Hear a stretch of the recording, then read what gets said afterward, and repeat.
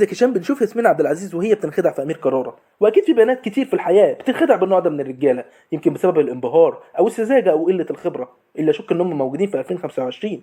بس مفهوم في غش وخداع في الموضوع، فطبيعي ده يحصل. بس السؤال هنا، ازاي احمد حلمي يضرب باشا مصر بكوره بينك؟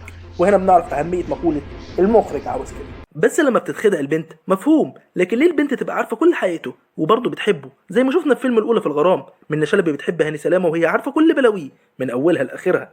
لا دي كمان كانت بتساعده وبتحبه حتى هو مش شايفها اصلا. شيء مش مفهوم، مع ان ممكن يكون حد من زمايلها في الشركه بيحبها وهي رافضاه. منطق غريب. بس الاغرب منه اللي شفناه في فيلم 365 يوم سعاده، لما كانت دنيا سمير غانم عارفه كل بلاويه وشايفاها، ومش بس بتحبه، لا دي كمان هي اللي بتخطط ازاي توقعه وتبهره عشان تخليه يحبها. مع ان برضه ممكن يكون حد من زمايلها او جيرانها بيحبها هي وبس ومخلص ليها، وبرضه هي رافضاه. وهنا تتاكد مقوله الخبير في العلاقات العاطفيه الاستاذ الكبير طلعت زكريا لما قال: اوعى تجري وراها، خليها هي اللي تجري وراك زي المعزه الزرايبي. صدقوني انا اسمعوا كلامي، القرعه دي مش من فراغ. عشان نعرف ده بيحصل ازاي، في 3 اسباب بتفهمنا ليه البنات بتنجذب للنوع ده من الرجاله. السبب الاول هو الخبره.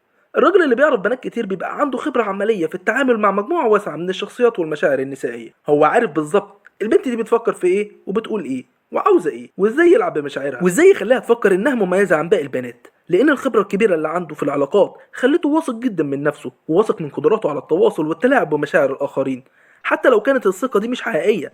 اتقان تزييفها بيوحي بالقوة والسيطرة. السبب التاني تأثير القطيع. البنت لما بتشوف راجل مرغوب فيه من بنات تانية بتحس بقيمة وهمية في عقلها الباطن للراجل ده. هي مش بتشوفه راجل،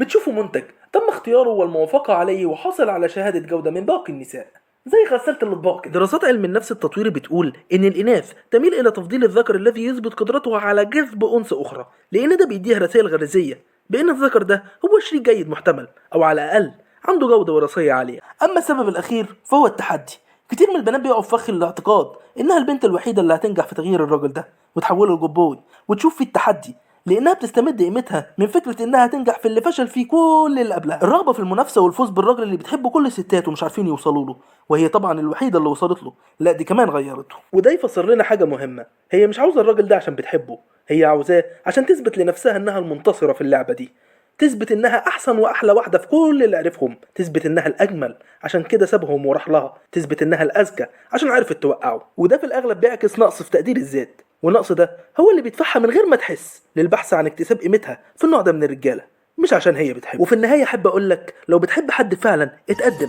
ولو هي فعلا تستحق حبك هتبقى من نصيبك. وعلى رأي الأستاذ أحمد مكي لما قال: ما تحاولش تبقى أي حد تاني غير نفسك. وما تنساش الحلقة دي كانت وجهة نظر طازة ومستوية وغنية. انا كده خلصت، بس انت لسه ما خلصتش. ما تنساش تعمل لايك وشير وسبسكرايب وتفعل زر الجرس عشان يوصلك كل جديد.